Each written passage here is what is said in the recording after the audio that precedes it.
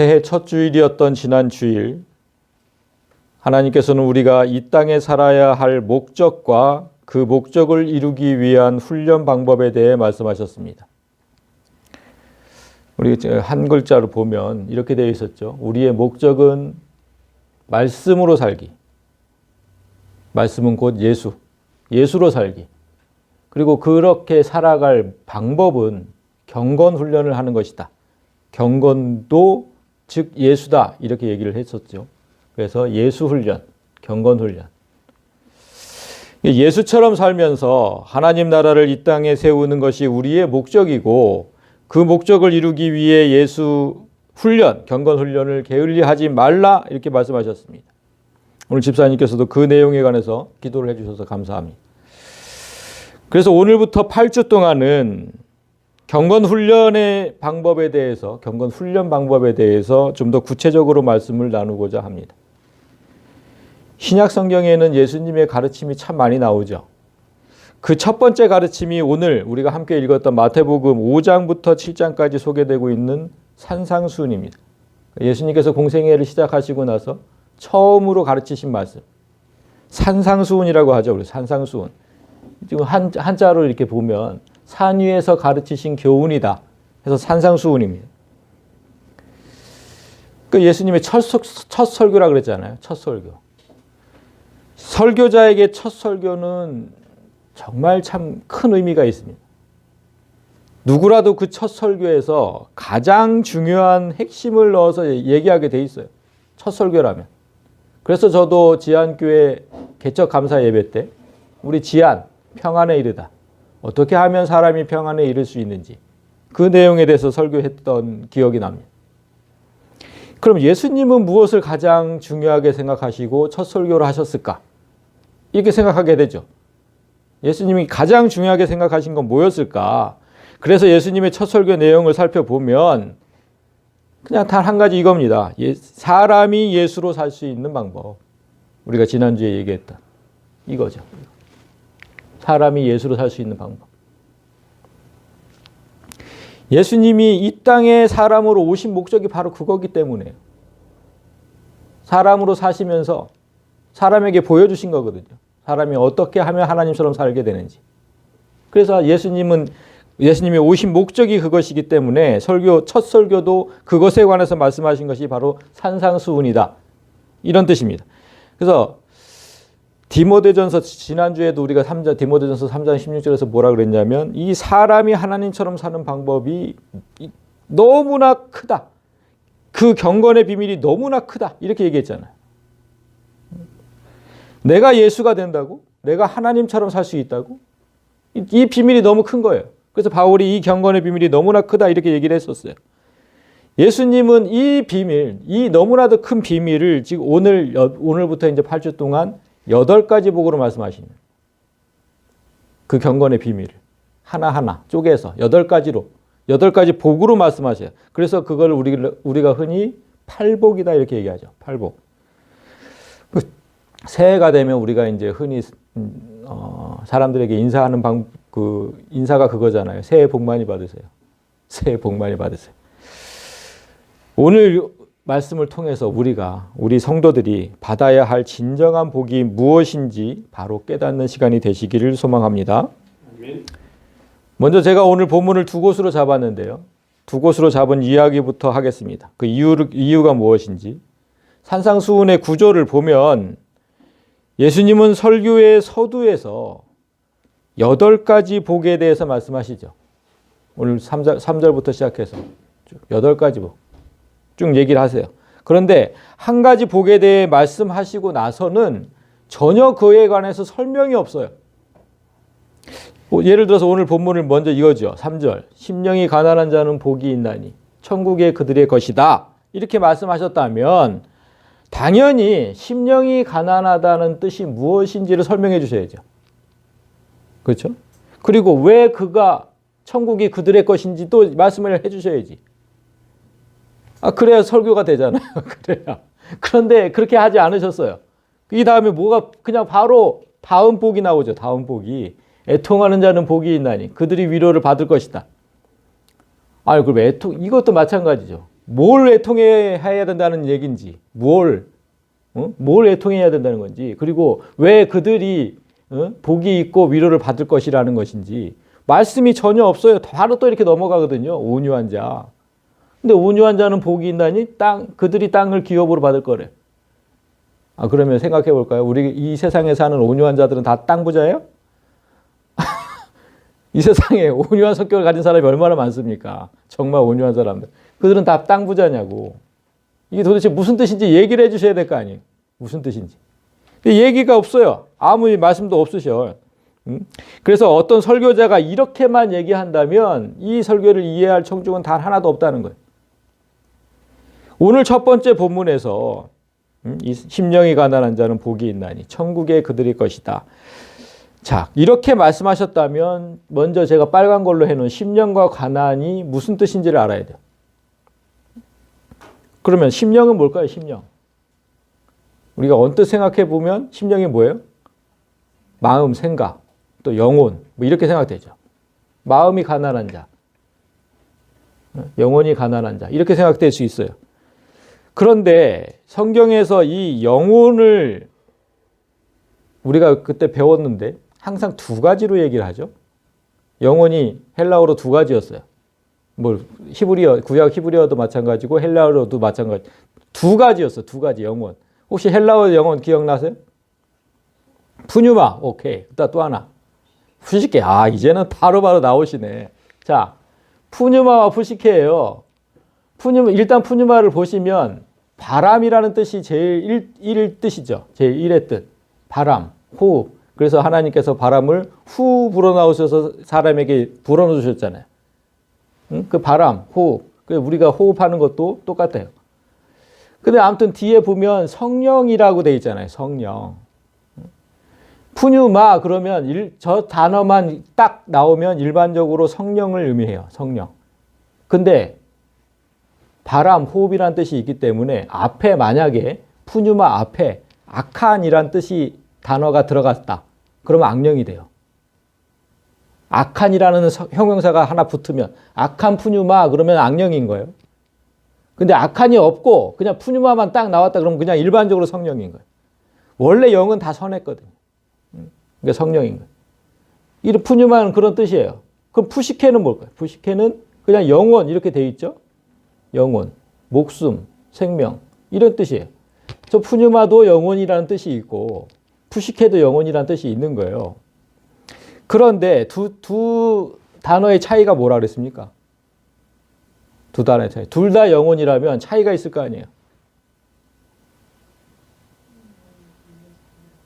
뭐가 없는? 하나님의 영, 그걸 이제 푸뉴마라고 하고. 그러면 이건 뭘까요? 푸시케는. 예? 제가 차이점을 얘기를 했었는데 그거는 생각 안 나죠? 육체. 예. 자, 푸뉴마는 육체가 없는 영에게 육체가 없는 영. 그래서 일반적으로 하나님의 영을 푸뉴마라고 하고 천사들의 영을 푸뉴마라고 하죠. 육체가 없는, 우리처럼 육체가 없는. 그런데 푸시케는 육체가 있는. 그래서 사람이나 짐승. 이걸 푸시케라고 해요. 육체가 있느냐 없느냐 그 구분점. 이걸 잊어버리시면 안 돼요. 육체. 그럼 이렇게 분명히 다른 의미잖아요. 분명히 다른 의미인데 한글 성경은 이 두 단어를 그냥 똑같이 영혼이라고 번역을 해놨어요. 우리 한글 성경은 푸뉴마가 나와도 영혼으로 번역해놓고 푸시케가 나와도 영혼으로 똑같이 영혼이니까 그럴 수밖에 없다고 하는데 어쨌든 그렇게 번역해놨기 때문에 한글 성경만 보면 오늘 말씀의 정확한 뜻을 알 수가 없어요. 오늘 말씀 심령이 가난한 이거 심령이 가난한 자 여기서 심령이 푸뉴마인지 푸시케인지 모른다니까요. 그래서 원어로 보니까 오늘 본문의 영혼은 푸뉴마였어요. 푸뉴마. 이 푸뉴마였어요. 좋아. 그럼 원어로 보면 이제 푸뉴마가 나왔어요. 그러면 그걸 알면 뭐 합니까? 대체 그 영혼이 가난하다는 말이 무슨 뜻이냐고요. 영혼이 가난하다는 말. 여기 지금 영혼이 가난하다 그랬잖아요. 영혼이 가난하다. 푸뉴마인지는 알겠는데 영혼이 가난하다는 게 무슨 뜻인지 모르겠잖아요. 그래서 영혼이 가난하다는 말은 이 세상에 없어요. 무슨 영혼이 가난하다는 말이 어디 있어요? 도대체 무슨 뜻인지 모르겠습니다. 그래서 가난이라는 단어를 또 찾아봐야 돼요. 가난이라는 단어 또 찾아보니까 푸토코스, 극빈자, 산산이 부서진 자, 즉 파산자를 얘기합니다. 파산자. 그래서 오늘 설교 본문 제목이 이제 파산자의 복이죠. 파산자. 가진 것을 모두 잃고 하루아침에 거지가 된 상태를 뜻합니다. 그런데 이 단어의 특징이 있는데요. 그 특징이 뭐냐면 단지 가진 돈이 없어서 하루 벌어 하루 먹고 살아가는 그런 가난한 사람이 아닙니다. 이 단어는. 단지 가난한 사람을 뜻하는 단어는 이거예요. 페네스. 그러니까 상대적으로 누구보다 가난한 거. 내가 누구보다는 가난해. 돈이 없어서. 그 상대적으로 가난한 걸 페네스라고 해요. 근데 오늘 푸토코스, 오늘 단어는 억압받는 가난한 자예요. 억압받는 가난한 자. 즉 자신의 잘못으로 가난해진 게 아니라 내가 게을러서 뭐 그래서 가난해진 게 아니라 타인의 폭력과 불법적인 압력에 의해서 가난해진 거. 억압받는 남에 의해서 그렇게 가난해진 자. 그걸 푸토코스라고 해요. 무자비한 폭력과 압제 속에서 스스로 일어설 수 없는 상태. 하도 짓밟아 나가지고 스스로는 이제 더 이상 일어날 수가 없어요. 그냥 그러기 상태. 그래서 누군가의 도움 없이는 아무것도 할 수 없는 상태. 그 상태가 바로 푸토코스입니다. 그래서 구약에서 이 단어는 하나님께서 이런 자들을 보호하신다고 되어 있어요. 보호하신다. 그래서 그런 푸토코스 이런 자들은 오직 하나님을 신뢰할 수밖에 없고 하나님께 소망을 둘 수밖에 없다. 이렇게 구약에서 말씀을 하죠. 대표적으로 이제 이사야 41장 말씀을 제가 하나를 가져왔는데 가련하고 가난한 자가 물을 구하되 물이 없어서 갈증으로 그들의 혀가 마를 때에 여기서 가난한 자가 푸토코스입니다. 그렇게 그냥 억압받고 막 그래서 그냥 일어설 수 없는 그들을 나 여호와가 그들에게 응답하겠고 나 이스라엘의 하나님이 그들을 버리지 아니할 것이라. 그러니까 하나님께서는 게을러서 가난한 자는 책망하십니다. 분명히 성경을 보면 책망하세요. 그런 자들은. 그러나 억압을 받아서 가난하게 된 자들의 음성은 절대로 외면하지 않고 도우신다. 이렇게 되어 있어요. 이런 자들은 분명히 도우신다. 푸토코스는. 자, 그러면 일단 두 개의 열쇠가 우리에게 주어졌죠. 우리의 영혼이 누군가에게 무자비한 폭력을 당하고 압제를 당해서 모든 것을 잃고 하나님의 도움을 구하는 상태. 이것이 바로 심령이 가난한 자의 바른 해석입니다. 심령이 가난한 자. 그러면 여기서 보세요. 여기서 영혼이 제가 아까 푸뉴마라고 그랬잖아요. 푸뉴마. 푸뉴마라고 했는데 왜 푸뉴마일까를 이제 생각을 해봐야죠. 지금 저거는 이제 성령이라고 우리의 이제 하나님의 영이라고 이제 우리가 특별히 생각을 해본다면 그럼 하나님의 영이 있는 사람이 왜 그렇게 맨날 부셔질까? 응? 이렇게 폭력을 당하고 막 압제를 당해서 왜 맨날 부서지고 망하고 왜 그럴 거를 생각을 해봐야죠. 그렇죠? 이 푸시케도 아니고 육체가 있는 이런 사람의 영혼이 그렇게 당한다 그러면 이해가 되겠는데 이거 하나님의 영이거든요. 하나님의 영이 당한다는 게 이해가 안 되잖아요. 왜 그럴까? 예수님께서 그 해답을 말씀해 주신 적이 있어요. 예수님이 성령이 임한 자들, 즉 성도는 이 세상에서는 분명하게 그런 폭력과 압제에 시달릴 것이다. 이렇게 얘기를 했어요. 너희가 세상에 속하였으면 세상이 사랑할 거야, 너희를. 너희가 이 세상에 속하였다면, 마귀에 속하였다면. 그 마귀는 너희를 사랑할 거야. 그렇지만 너희는 세상에 속한 자가 아니다. 마귀에 속한 자가 아니다. 도리어 내가 너희를 세상에서 택하였기 때문에 세상이, 마귀가 너희를 미워할 거야. 성령이 임한 자를 분명히 이 세상에서 폭력과 압제에 시달릴 거라고 얘기하신 거예요. 성령이 임한 자. 비록 이 땅에서는 성도가 이렇게 폭력을 당하고 파산한 상태로 살겠지만 천국은 그런 자의 것이라는 거예요. 천국은. 이 땅에서는 그렇게 살지만 장차 우리가 갈 그 나라, 천국은 반드시 그런 자의 것이다. 이렇게 천국은 반드시 그런 자의 것이다. 그렇다면 우리는 이제 늘 천국의 백성임을 확신하면서 살잖아요. 우리는.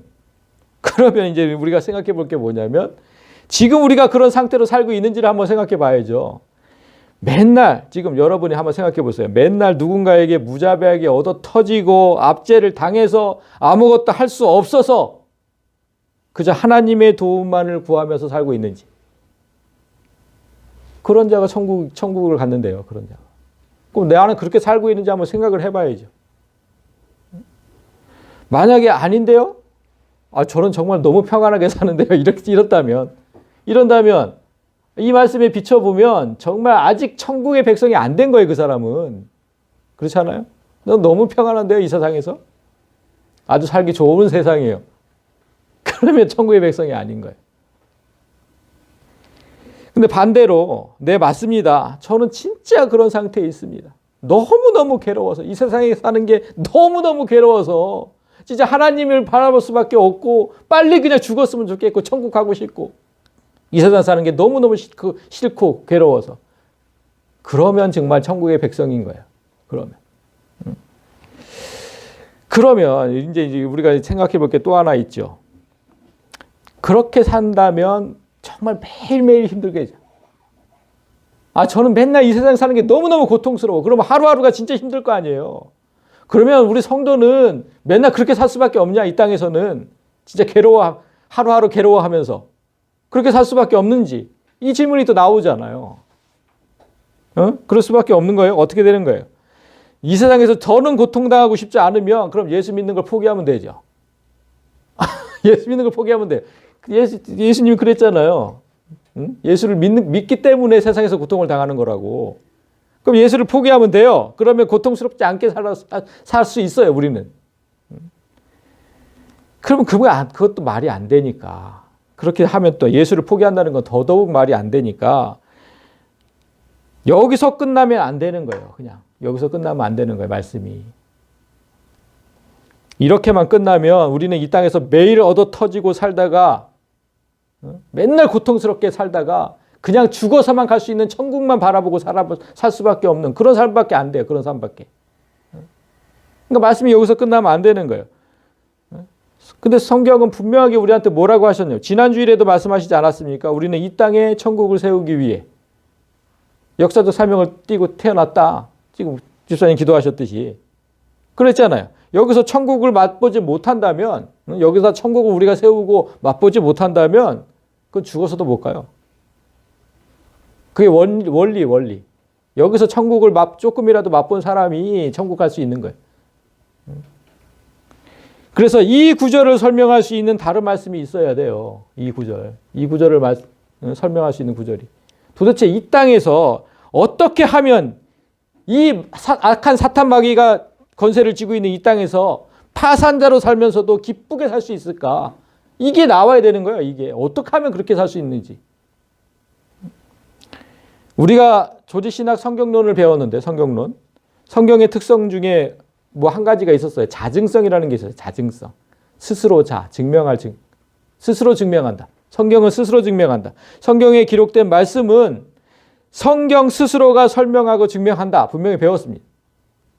따라서 오늘 마태복음 5장 3절 이 말씀 또한 성경에서 어딘가에서 분명히 설명하고 어딘가에서 분명히 증명을 해줘야 돼요. 이 말씀은. 그걸 찾아야 돼. 어디에서? 성경 안에서 찾아야 된다고. 그럼 제가 한번 찾아봤어요. 성경 속에서 관련 구절들을 다 찾아봤어요. 성경 66권 중에 심령, 영혼 뭐 이런 단어가 있는 데를 다 찾아봤어요. 혹시 이 구절을 설명할 때가 있는지. 그렇게 찾아봤더니 심령과 영혼이 들어간 구절은 200구절이 넘어요. 200구절이. 그 중에서 어떻게 찾아요, 이거를? 가난한 자도 찾아봤더니 100구절이 넘어요. 가난한 자도 의외로 많다. 그죠? 100구절이 넘었어요. 이렇게 300구절이 넘는 말씀 중에서 특별히 오늘 말씀을 해석할 열쇠를 찾는다는 건 정말 불가능한 거예요. 이 어떤 구절이 설명하고 있는지를 모르겠는 거예요. 그래서 뭐 생각해 보니까 앞으로 남은 7가지 복에 대해서도 이렇게 찾으면 이건 정말 뭐 그 뜻을 알려고 하는 것은 그냥 다 포기를 해야 되겠다. 포기해. 이렇게 될 수밖에 없어요. 그래서 이렇게 단어를 찾아가서는 안 되겠다. 어떻게 해야 됩니까? 하나님 하고 기도를 하고 있었는데 하나님께서 문득 제 눈에 닿게 한 구절이 있었어요. 팔복에 관한 말씀이 다 끝나고 나서 바로 다음에 오는 말씀. 바로 오늘 우리가 함께 읽었던 본문이죠. 13절. 너희는 세상의 소금이다. 너희는 세상의 빛이다. 이 말씀이 딱 눈에 들어왔는데 한번 보세요. 그러면 이 구절이 지금 이 구절을 설명할 수 있는지. 심령이 가난한 자와 너희는 세상의 소금과 빛. 이 연관이 좀 있어 보이십니까? 소금과 빛하고 파산자. 소금과 빛하고 파산자 한번 생각해 보세요. 연관이 있어 보이는지. 저는 언뜻 보기에는 별로 연관이 없어 보였거든요. 파산자하고 소금과 빛은 어떻게 보면 반대처럼 보이잖아. 반대처럼. 연관이 없어 보였어요.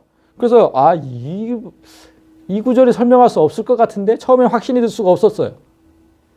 그런데 예수님께서 8가지 복에 대해서 말씀하신 다음에 8가지 주제로 말씀하고 계신다는 걸 제가 알았어요. 이 다음부터. 이게 지금 첫 번째 주제고. 그 다음에 쭉 8가지 주제가 나와요. 그래서 제가 순서대로 짝을 맞춰봤어요. 순서대로 짝을. 오늘 심령이 가난한 자는 소금과 빛이죠. 이게 짝이 되는 거예요. 짝이. 그리고 애통하는 자는 율법과 짝이 17절부터 이제 20절까지 나오는. 그리고 5절에 온유한 자는 21절부터 26절까지 나오는 노하지 말라. 의에 줄이고 목마른 자는 간음하지 말라. 긍휼히 여기는 자는 맹세하지 말라. 마음이 청결한 자는 악한 자를 대적하지 말라. 화평하게 하는 자는 원수를 사랑하라. 의를 위하여 핍 박해받는 자는 구제를 은밀하게 하라. 이렇게 딱 8가지 복과 8가지 주제가 짝이 맞춰져요. 그리고 나서 바로 주기도문이 나와요. 8가지 주제가 끝나고 나서. 그러니까 주기도문은 뭡니까? 이 8가지 내용이 다 들어있는 기도문인 거예요. 기도문. 이 8가지를 놓고 기도하신 거예요. 이렇게 기도해라. 그러니까 말씀이 주어지고 우리가 항상 기도하듯이 똑같은 거죠. 그래서 주기도문은 이 8가지가 다 들어있는 거기 때문에 우리가 매주 해야 되는 거예요. 매주. 우리가 방금도 했지만. 그래서 맞춰진 짝을 보면 맞는 것도 있고 또 안 맞는 것도 있는 것 같아요. 사실 보면은. 자, 보세요. 애통하는 자와 율법이 관련이 있어 온유한 자 노하지 말라는 관련이 있어 보여요. 그죠? 온유한 자와 노하지 말라 관련이 있어 보여요. 그런데 의에 줄이고 목마른 자와 간음하지 말라가 관련이 있어 보입니까? 별로. 그리고 긍휼히 여기는 자하고 맹세하고는 무슨 연관이 있습니까? 도대체. 아니 긍휼히 여기는 거고 맹세하지 말라는 거 무슨 연관이 있어요? 마음이 청결한 자, 악한 자를 대적하지 말라. 화평하게 하는 자, 원수로 이것도 좀 연관이 있어 보이네. 연관이 있어 보이는 것도 있는데 이런 거 의를 위하여 박해받는 자와 구제를 은밀하게 하는 거하고 뭔 상관이 있는지 또 모르겠네. 연관이 있어 보이는 것도 있고 없어 보이는 것도 있어요. 그래서 저도 처음에는 이렇게 짝지어야 하는 게 맞는지 진짜 의심스러웠죠. 그렇지만 확신이 없었거든요. 진짜. 앞으로 8주 동안 이 짝들이 정말 어울리지 않는 이 짝들이 이런 짝들이 어떻게 서로를 설명하면서 증거하면서 은혜를 주시는지 한 마음으로 기대하시면 좋겠습니다.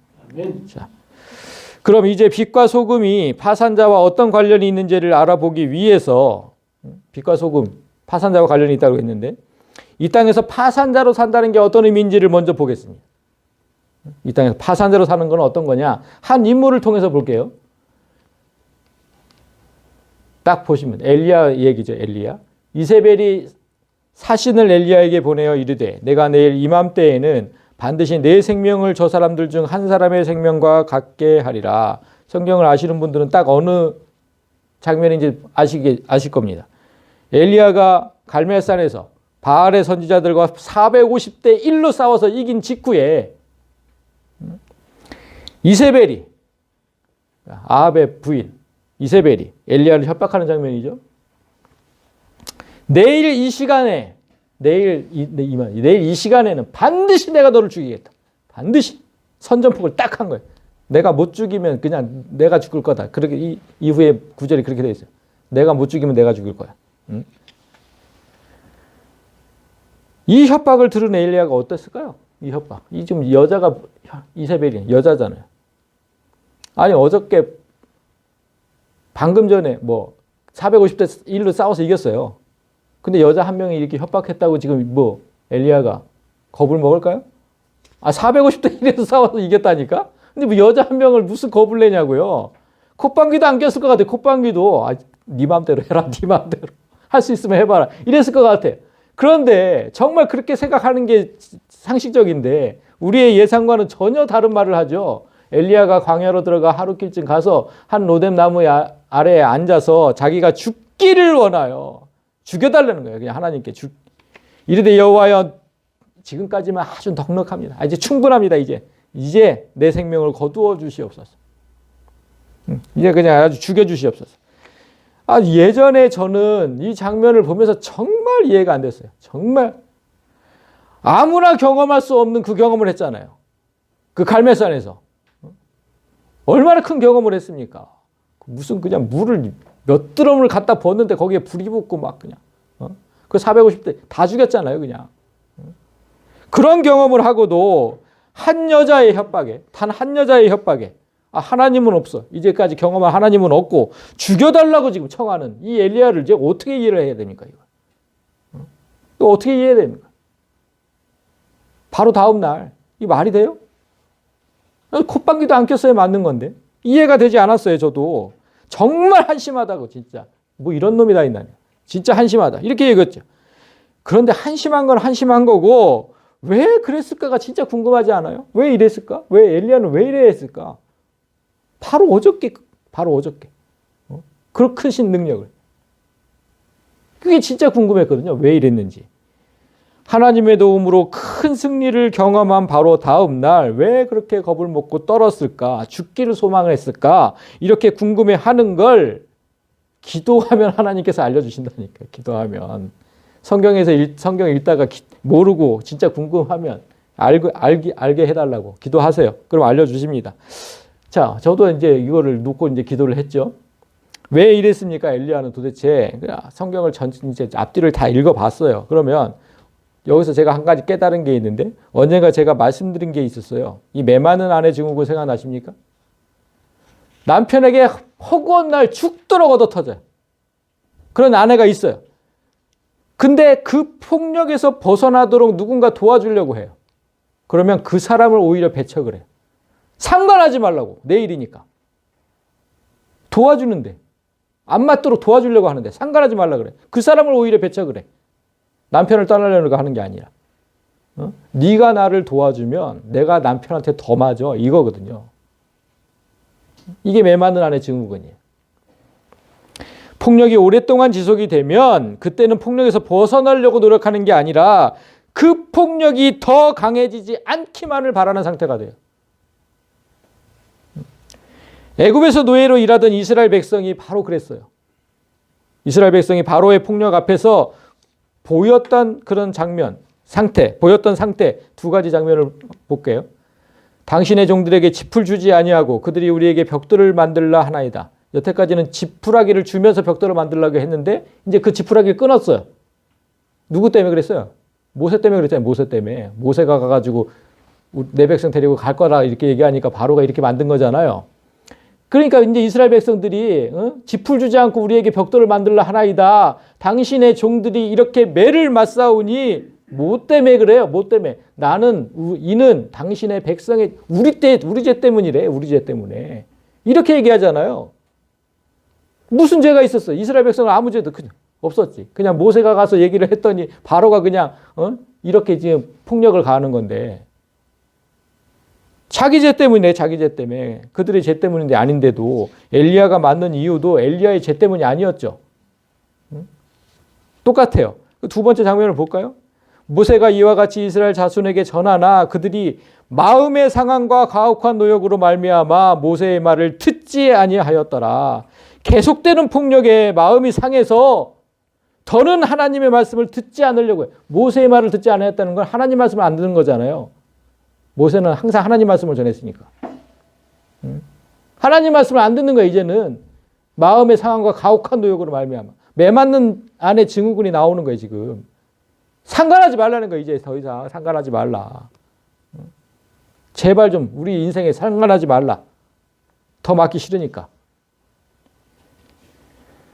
지금 엘리야도 똑같은 상태에 있었던 거예요. 이 상태랑 똑같은 상태. 갈멜산 승리 전에 엘리야가 어떻게 살았냐면요. 3년 동안이나 이런 폭력에 시달렸어요. 3년 동안 엘리야가 성경에 처음 등장하는 장면을 보면 길르앗에 우거하는 자 중에 디셉 사람 엘리야가 아합에게 말하되, 자, 아합에게 와서 이제 하나님 말씀을 선포합니다.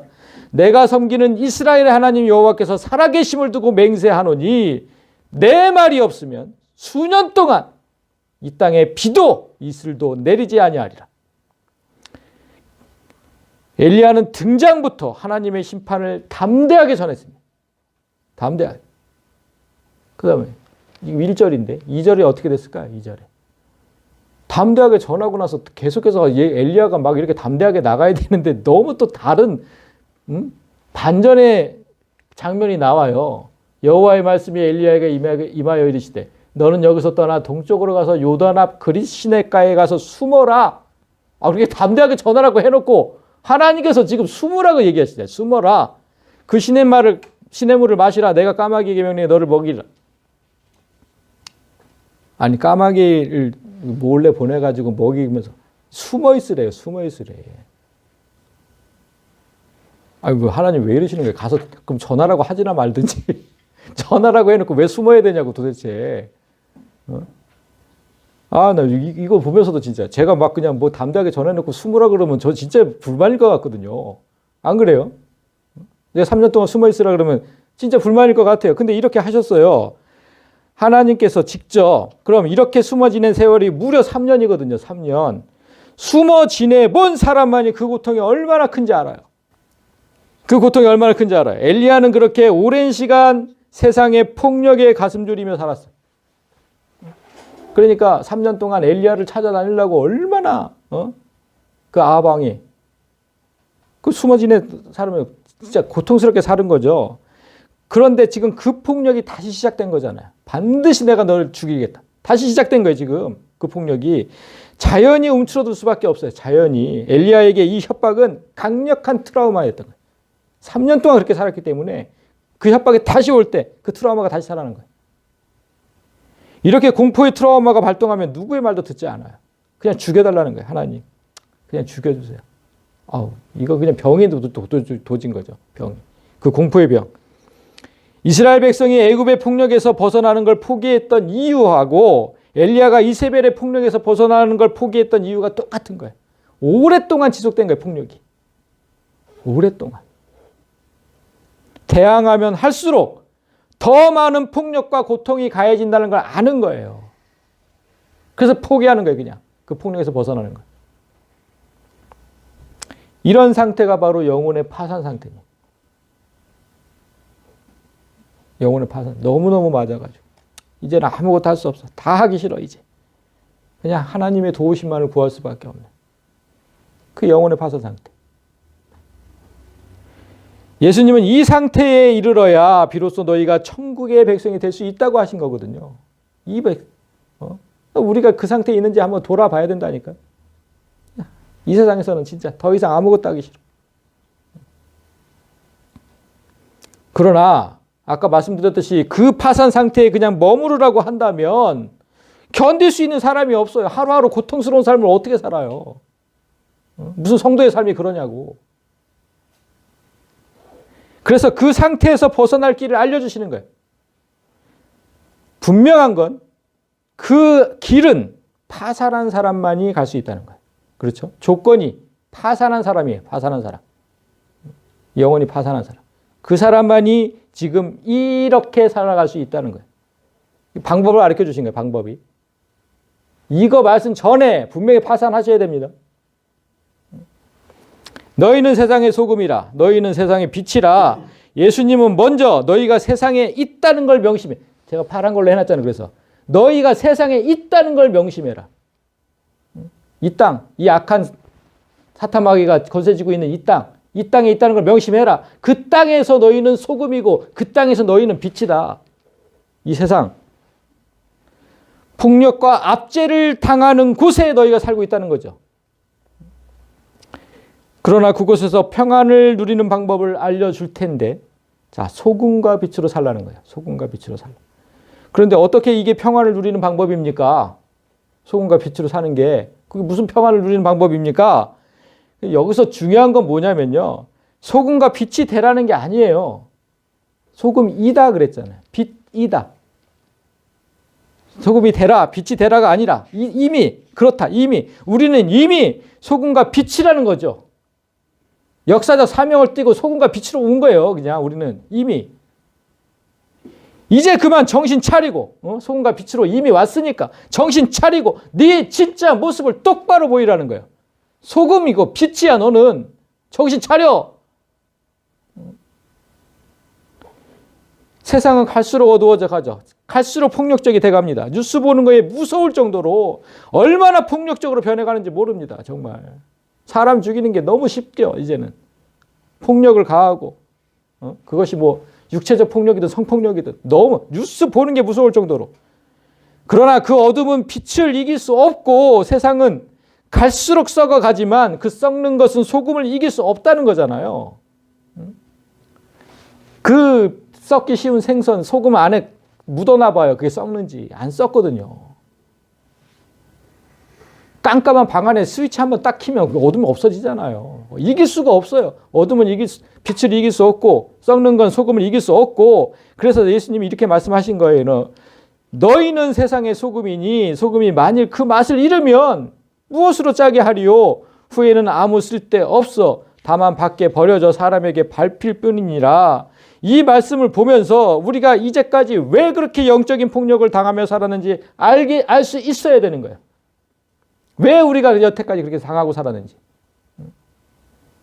우리는 이미 소금인데 그 기능을 하지 못하니까 밟혔대요. 소금인데 소금으로 이 땅에 왔는데 그 기능을 하지 못해서 사람에게 밟히고 살았대요. 이 세상의 사람에게. 이 세상에게.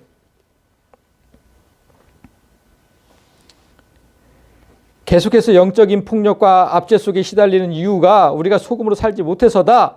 그래서 제가 생각을 해보니까 아 그래요? 그래서 한번 생각을 해봤어요. 그랬더니 저부터 정말 이 세상, 이 썩어져가는 세상에 소금의 역할을 한 적이 없었어요. 생각해보니까 진짜 그랬어요. 소금의 역할을 제가 한 적이 없어요. 여러분이 잘 알듯이 제가 얼마나 분노를 잘하는 사람입니까? 그냥 잘못되는 것들 보면 분노만 했죠. 분노만. 어떻게 저렇게 살 수가 있는지, 어떻게 저런 놈이 다 있냐고.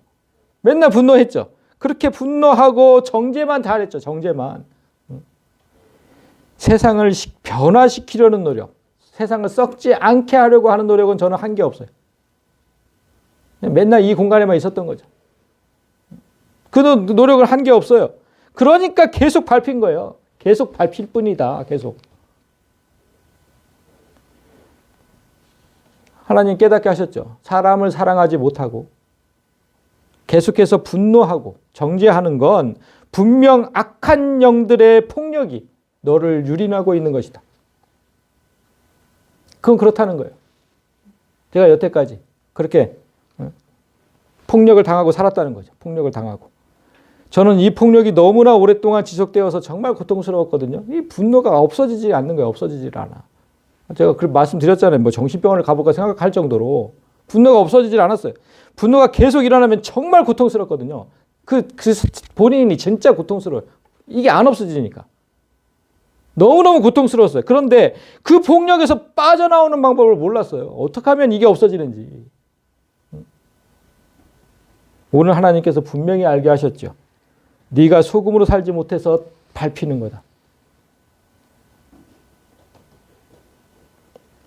그리고 이어서 말씀하십니다.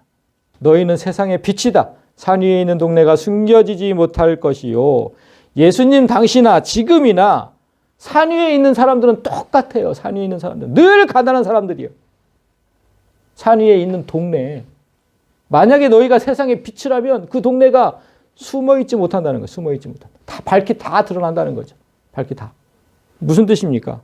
우리가 이 어두운 세상의 빛이었다면 마땅히 산 위에 있는 사람들을 비추며 살았어야 된다는 거예요. 그 가난한 자들. 그들이 사는 동네가 어둠 속에 묻혀 있도록 그냥 두었다면 우리는 한 번도 빛이었던 경우가 없었던 거예요. 생각해보니 정말 그렇죠. 그것도 생각해보니까 진짜 그래요. 아니 뭐 교회 우리나라 교회 성도들이 무슨 뭐 600만, 700만, 1000만에서 많이 떨어졌는데 600만, 700만 된다고 해요. 그러면 성도들 중에 가난한 자들을 돕고 산동네 가서 봉사하는 사람이 몇이나 될까요? 몇이나 될까요? 한 번도 그들을 도운 적이 없는 사람이 대부분이죠. 우리도 그렇잖아요. 우리도. 그러니 성도들이 세상에 짓밟히는 거예요. 그러니 짓밟히는 거라고. 맨날 개독교 소리나 듣고 그러는 거라고. 짓밟힐 뿐이니라 짓밟힐. 여기서 끝이 아닙니다. 여기서 끝이 아니에요. 산 위에 있는 동네, 여기에서 이제 시선을 옮기라고 하시는데 어디로 시선을 옮기라고 하시냐면 사람이 등불을 켜서 말 아래에 두지 아니하고 등경 위에 두나니 이러므로 집 안으로 시선을 옮기라는 거예요. 이제 그 바깥 동네 말고 네 집 안에 그 사람들에게 네 식구들한테 시선을 좀 옮겨봐라. 집안 모든 사람에게 비친다. 등경 위에 두면. 이게 무슨 뜻입니까? 네 집안 사람들을 좀 봐라. 그들에게서 빛이 나는지 아니면 늘 어두운 표정으로 사는지 좀 보라는 겁니다. 여기서 가슴이 무너져 내려야 돼요. 우리는 여기서. 보인다는 것을 제가 예전에 설명한 적이 있어요. 보인다. 우리 눈에 뭔가가 보인다는 게 뭡니까? 우리 눈에 무언가 보인다는 것은 빛이 비친 대상이 그 빛을 반사해서 내 눈에 보이는 거라고 했어요. 자, 그림으로 볼까요? 태양이 이렇게 있어요. 우리 눈에 보인다는 그 원리가 이래요. 원리가. 우리 눈에 이 사과가 보여요. 이 보이는 이유가 뭐냐면 태양이 사과를 비춰요. 그러면 그 빛이 반사돼서 내 눈에 들어오는 거예요. 그러니까 태양이 빛이 없다면 우리 눈에는 아무것도 안 보이는 거예요. 그래서 깜깜한 밤에 아무것도 안 보이잖아요. 원리가 이런 거예요. 원리가 빛이 있어서 그 빛이 이 물체가 빛을 흡수를 하고 그걸 반사를 하는 걸 우리가 보고 이게 보는 원리가 이런 거예요.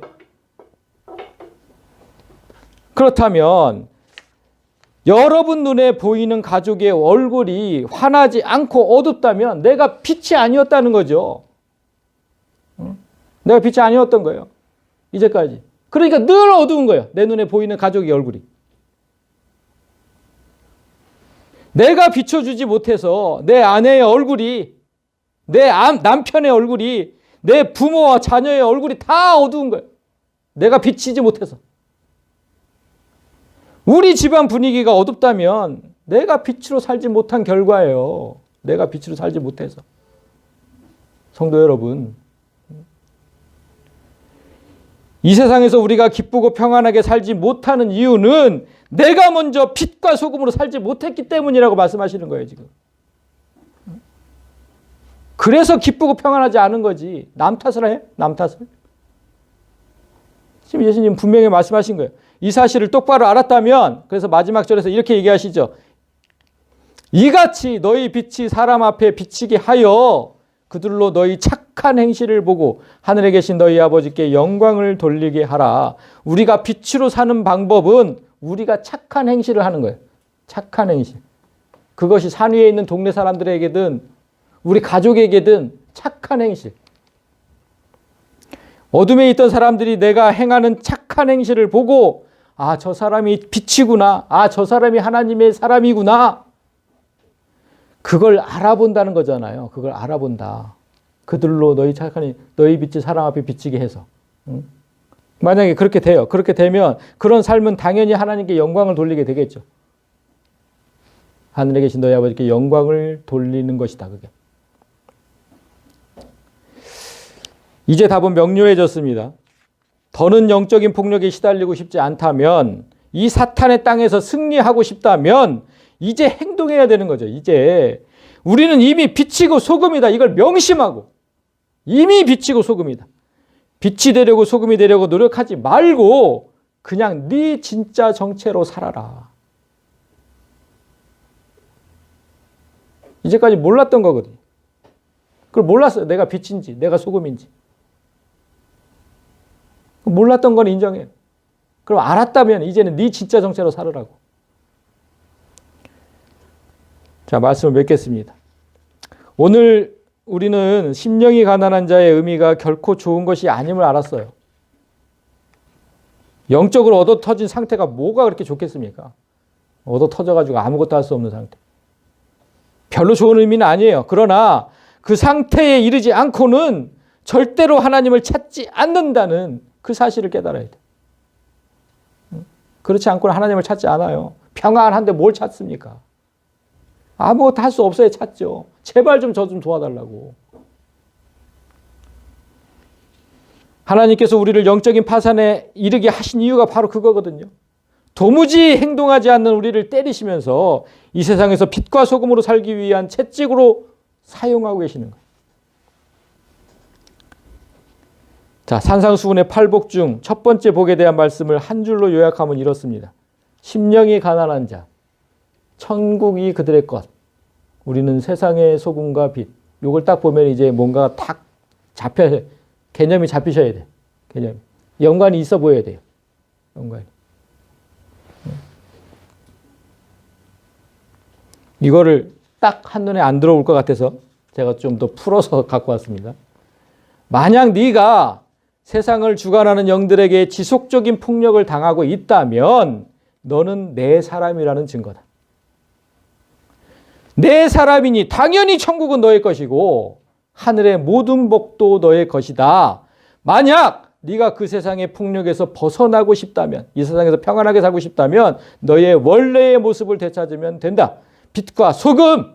세상은 이미 빛과 소금인 존재에게는 절대로 폭력을 가할 수 없다. 이게 오늘 말씀의 핵심. 당하고 싶지 않으면 빛과 소금으로 살면 돼요. 당하고 싶지 않으면. 저부터 뼈저리게 느꼈죠. 저부터. 아, 내가 먼저 소금이 돼야 되고 내가 먼저 빛이 돼야 되는구나. 그래야 내가 평안해지는구나. 그래야 내가 평안해지는구나. 오늘 예수님께서 8가지 복 중에 파산한 자의 복을 제일 먼저 말씀하셨잖아요. 그 이유가 있습니다. 심령이 가난해지지 않으면, 즉 내 영혼이 파산하지 않으면 이후에 7가지 복은 주어지지도 않아요. 영혼의 파산이 나머지 복까지 받을 수 있는 선결 조건이 됩니다. 이게 지금 8가지 복인데. 이거 쭉 보세요. 죽도록 얻어 터져서 내 영혼이 파산당했음을 인정하지 않으면 우리가 애통해 할까요? 얻어 터지지 않았는데 뭘 애통해요? 애통해 하지 않죠. 내가 시퍼렇게 살아있으면 절대로 온유해지지 않아요. 제가 온유하지 않잖아요. 내가 시퍼렇게 살아있어서. 내 안에 나로 가득 차 있으면 하나님을 목마르게 찾지도 않아요. 또한 내 안에 나로 가득한데, 내가 가득한데 남을 긍휼히 여기겠습니까? 마음이 순결해지겠습니까? 아무것도 되질 않아요. 내 자아가 그대로 있는 한 나는 아무도 화평하게 할 수 없고 의를 위하여 기꺼이 핍박을 받으려고 하지도 않을 겁니다. 그래서 나머지 모든 복을 받을 수 있는 조건과 자격이 바로 심령이 가난해지는 거예요. 그래서 제일 먼저 말씀하신 거예요. 제일 먼저. 저는 이 원리를 깨닫게 하신 하나님께 감사드리면서 이 시간 말씀을 듣는 모든 성도에게 부탁드립니다. 우리의 심령이 가난해져야 하는 이유는 그래야 내가 온전히 하나님만을 구하기 때문이고, 그러니까 이 땅에서는 기꺼이 파산합시다. 이 땅에서는 그냥 기꺼이 파산합시다. 하나님께서 나를 영적인 폭력에 두시는 이유는 너무나 완강해서 깨지지 않는 나의 자아가 그렇게 해야만 깨지기 때문에. 그러니까 좀 깨지자고요. 깨지고 파산하고, 그래서 하나님을 찾고, 그래서 빛과 소금으로 살고. 이 깨지는 훈련이 오늘 경건 훈련 중에 첫 번째 훈련이었습니다. 첫 번째 훈련. 세상의 법원이 물질적 파산을 선고하잖아요. 파산을 선고한다. 땅땅땅. 그와 똑같이 하나님께서 내 영혼이 완전히 파산했음을 선고하는 그날까지, 그래서 하나님의 도우심이 오는 그날까지 자신을 죽이는 일에만 역점을 두자는 거예요. 오늘 하나님의 사람으로 살아가는 경건 훈련의 첫 번째 종목을 보았습니다. 앞으로 남은 7가지 복은 어떤 훈련과 연관되어 있는지 기대하시면서 한 주간을 사시길 바랍니다. 하나님 말씀을 정말 기대하면서 그렇게 한 주간을 살아가시고 오늘 주신 말씀 따라 기꺼이 이 훈련에 동참하셔야 됩니다. 나를 죽이는 일, 빛과 소금으로 사는 일, 이 훈련에 동참하시고 그렇게 모두 예수로서 살아가는 한 해가 되시기를 진심으로 소망합니다.